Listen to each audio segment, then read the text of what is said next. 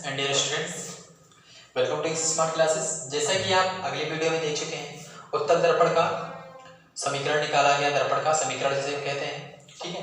तो अब हम पढ़ते हैं आवर्धन और रेखीय आवर्धन, मतलब दोनों एक ही चीज होते हैं, तो उन्हीं के बारे में जानते हैं।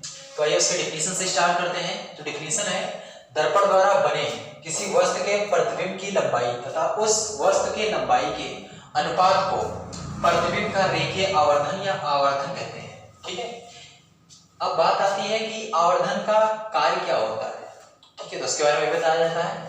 अब यहाँ पर आता है प्रतिबिंब के रेखीय आवर्धन को हम सब स्मॉल m से व्यक्त करते हैं, मतलब जो आवर्धन या रेखीय आवर्धन को किससे दिखाया जाता है, प्रदर्शित किया जाता है, तो उसे स्मॉल m से करते हैं।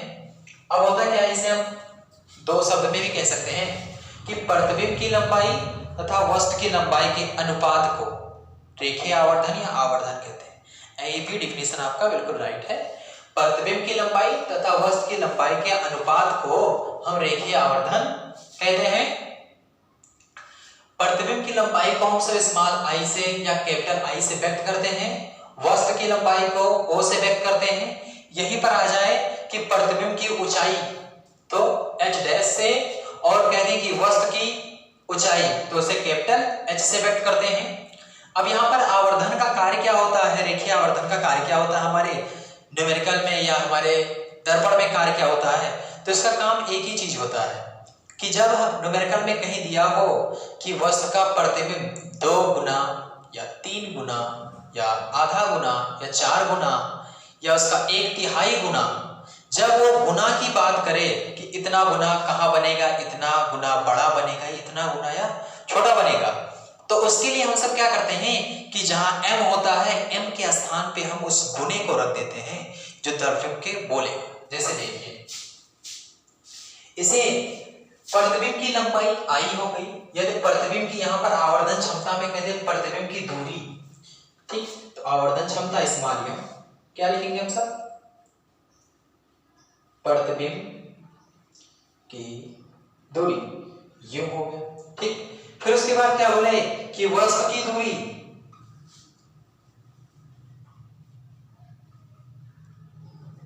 वस्तु की दूरी तो ये हमारा हो जाएगा u, ये हमारा b हो जाएगा प्रतिबिंब की दूरी, और ये हमारा हो जाएगा वस्तु की दूरी।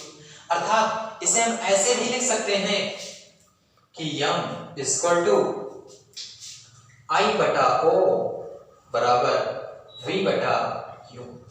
अब u को हम माइनस में क्यों लिखे, क्योंकि अवतल दर्पण या उत्तल दर्पण दोनों में जो वस्तु की दूरी होती है वो सदैव माइनस में होती है, ठीक है। अब इसे देख लेते हैं, ये हो गया m, ये क्या है, वस्तु की लंबाई, सॉरी प्रतिबिंब की लंबाई i है, o क्या है, वस्तु की लंबाई, v क्या है, प्रतिबिंब की दूरी, यहाँ पर u क्या है, वस्तु की दूरी। तो ये फार्मूले में हम बताएंगे कि कैसे सवाल में यूज किए जाते हैं और किस प्रकार अगर सवाल आ जाए तो इस फार्मूले का हमें कहाँ यूज करना है, ठीक है। तो चलते हैं, जैसा कि हम अभी आवर्धन के बारे में पढ़े, अब आवर्धन का सूत्र कहाँ यूज करते हैं उसके बारे में देख लेते हैं। 2 क्वेश्चंस हैं, इस 2 क्वेश्चंस के माध्यम में ज्यादा नहीं करते हैं तो टाइम ज्यादा हो जाता है, तो इसके हिसाब से आप देख लीजिए। तो लिखा होगा पहला क्वेश्चन, एक उत्तल दर्पण फोकस दूरी 20 सेंटीमीटर। तो आप पहले ये काम कीजिए, न्यूमेरिकल में जितना दिया हो उतना ही हम केवल सॉल्व करेंगे। तो एक उत्तल दर्पण की फोकस दूरी दी है f इक्वल टू 20 सेंटीमीटर, जो दिया है पहले उसे लिख लेते हैं। 4 सेंटीमीटर लंबी एक वस्तु, भाई वस्तु की लंबाई, तो वस्तु की लंबाई अभी हम आवर्धन में किसमें पढ़े थे, o जो था वो हमारा क्या था, वस्तु की लंबाई, तो 4 सेंटीमीटर दिया हुआ है। दर्पण वस्तु दर्पण से 30 सेंटीमीटर दूर, तो दर्पण जो वस्तु है, वस्तु की दूरी मतलब वस्तु दर्पण से 30 सेंटीमीटर दूर है, मतलब u बराबर आपका कितना हो गया, -30 सेंटीमीटर। माइनस क्यों लिखे भाई, जानते हैं उत्तल दर्पण और अवतल दर्पण जो वस्तु की दूरी होती है वो किसमें होती है, हमेशा माइनस में होती है। ये हो गई, इतनी सारी चीज दी है, ज्ञात क्या करना है, बोल रहा है प्रतिबिंब की स्थिति व लंबाई ज्ञात कीजिए। 2 चीज याद करना, प्रतिबिंब की स्थिति, तो स्थिति का मतलब b equal to question mark, और उसकी लंबाई मतलब i इक्वल टू भी क्या बोला, क्वेश्चन मार्क। तो सबसे पहले हम क्या कर लेते हैं कि देखिए, हम पहले b का मान निकाल लें, फिर u का, फिर इसका, फिर जो तो इसका i के तो मान निकल ही आएगा। तो देखते हैं, चलिए तो सबसे पहले हम सूत्र लिखते हैं दर्पण का 1/f equal to 1/v plus 1/u।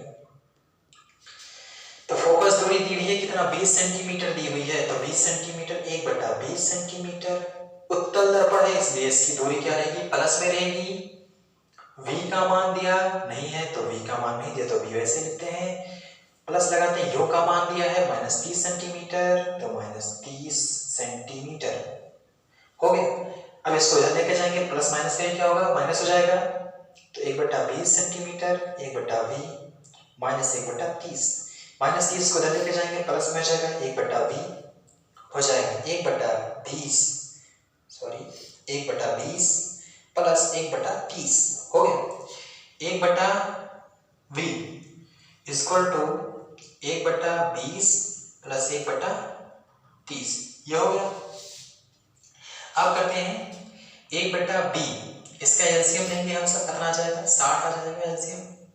तो 20 3 60 तो 3 इधर हो गया, धन लगाइए 30 दूना 60 तो 3 2 5 हो गया।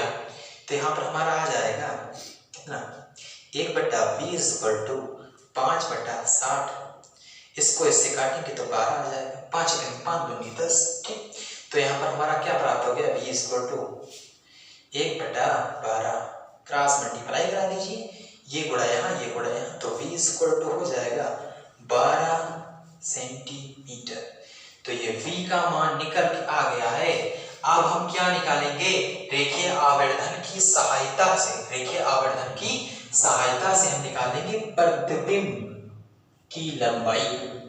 तो प्रतिबिंब की लंबाई के लिए क्या करेंगे, सब पहले लिखेंगे m equal to I/O equal to v/-u। ठीक है, तो अब यहाँ पर जब केवल इसका निकालना है, अगर उसने कहा होता रेखीय आवर्धन निकालिए तो हम m को लेते, लेकिन रेखीय आवर्धन नहीं बोला, उसकी लंबाई बोला, तो केवल इन दोनों की हम क्या करेंगे, तुलना करेंगे। जब लंबाई बोलेगी वस्तु की लंबाई निकालने के लिए तब भी यहीं पर आएंगे, प्रतिबिंब की लंबाई बोलेगा निकालने के लिए तब भी हम यहीं पर आएंगे। ठीक है, तो अब ये यहाँ पर है तो m को यहाँ पर हटा देंगे, तो यहाँ पर हमारा हो जाएगा I इक्वल टू O बराबर v/-u। अब इसका मान रख दीजिए, I का मान निकालना है तो I का मान निकालना, तो I को सेम पोजीशन पर रख दीजिए। O का मान वस्तु का क्या निकालनी, दूरी दी हुई है, लंबाई सॉरी वस्तु की लंबाई कितनी 4 सेंटीमीटर, तो यहाँ पर हो गया 4। ठीक है, थोड़ा सा करेक्शन हो जाएगा तो यहाँ पर लिखते रहे, ये I हमारा ऐसे हो गया 4 यहाँ पर हो गया। v का मान इसमें दिया है, कहाँ निकला v का मान 12, u का मान 30 है, माइनस पहले से लगा दिया ऑलरेडी हम, तो 30 हो गया। अब क्या करेंगे, क्रॉस मल्टीप्लाई करा देंगे, तो 30 इसके साथ में आएगा तो हो जाएगा -30i इक्वल टू 12 का गुणा होगा 4 से। ठीक, 12 चौक 48, तो 48 हो जाएगा। यहाँ पर हो जाएगा -30, ये हमारा हो गया i, यहाँ पर i इक्वल टू हो जाएगा 48 -30, तो इसको करेंगे हम सब, तो i इक्वल टू हो जाएगा -30 इधर जाएगा तो 40/-30, 0 से 0 काट दो, इससे काटोगे 3 करने 3, फिर पॉइंट लगाओगे, फिर पॉइंट आ जाएगा, तो कितना हो जाएगा दशमलव, मान लेते हैं i इक्वल टू -1.33। ये इसकी क्या निकलेगी, लंबाई निकलेगी, किसकी, प्रतिबिंब की लंबाई। तो इस तरीके से ये सवाल लग गया है। अब चलते हैं हम अगले सवाल पे। लिखा है एक अवतल दर्पण से 25 सेंटीमीटर दूर रखी वस्तु का 2 गुना बड़ा प्रतिबिंब। तो देखिए, जैसे बोले 2 गुना बड़ा प्रतिबिंब या 3 गुना बड़ा प्रतिबिंब या 3 गुना वस्तु से बड़ा प्रतिबिंब, तो ध्यान रखिए 2 गुना 3 गुना जब भी बोले तो आप m बराबर लिख दिया कीजिए, जितना गुना हो। ठीक, अवतल दर्पण से 25 सेंटीमीटर दूर, मतलब u बराबर 25 सेंटीमीटर। आप जानते हैं जो u होगा हमेशा किस में रहेगा, माइनस में रहेगा। प्रतिबिंब पहला कह रहा है आभासी प्रतिबिंब निकालना है, दूसरा कह रहा है वास्तविक प्रतिबिंब कहाँ बनता है। तो पहले के लिए हम क्या करेंगे, हम अब देखो लंबाई की बात नहीं की है, लंबाई की नहीं बात की है, ना वस्तु की ना प्रतिबिंब की, तो हम इसको नहीं लेंगे, हम केवल m बराबर v/-u लेंगे। तो m बराबर v/-u लेंगे। ठीक है, अब m के स्थान पे 2 रखेंगे और v तो पता ही नहीं है, u के स्थान पर ये ऑलरेडी माइनस रख दिए हैं, तो यहाँ पर हो जाएगा -25। ठीक है, अब क्या करेंगे कि हम b की पहले स्थिति निकाल ले रहे हैं कि जो आभासी पहला पॉइंट, तो इसको ये इधर डिवाइड में इधर आएगा, मल्टीप्लाई में हो जाएगा, तो 2 × -25 बराबर b। तो b बराबर हो जाएगा 25 × 50 -50 सेंटीमीटर। ठीक, तो 50 सेंटीमीटर हो गया, ये पहला निकल आया। अब कह रहा वास्तविक प्रतिबिंब बताओ, तो वास्तविक प्रतिबिंब के लिए हमसे क्या करेंगे, 1/f = 1/v + 1/u। अवतल दर्पण है, तो अवतल दर्पण में हमें क्या करना है कि जो हमारा फोकस बनेगा वो भी हमारा माइनस में रहेगा। ठीक है, तो फटाफट वैल्यू रख दे रहे हैं, ये -50 आया है, तो फोकस ज्ञात कर, वास्तविक क्या बोला है, प्रतिबिंब ज्ञात करना है, तो v का मान आ गया। ठीक, u का मान हमें पता है, तो f का मान निकल आएगा आसानी से, तो f = यहाँ पर ये क्या हो जाएगा, 1/-50 प्लस 1/-25। ठीक, 1/f हो जाएगा, 1/-50 प्लस माइनस का माइनस 1/25। 50 का एलसीएम हमारा कितना आएगा, 50 एलसीएम हो जाएगा, तो 50 एलसीएम अगर 1/f हो गया।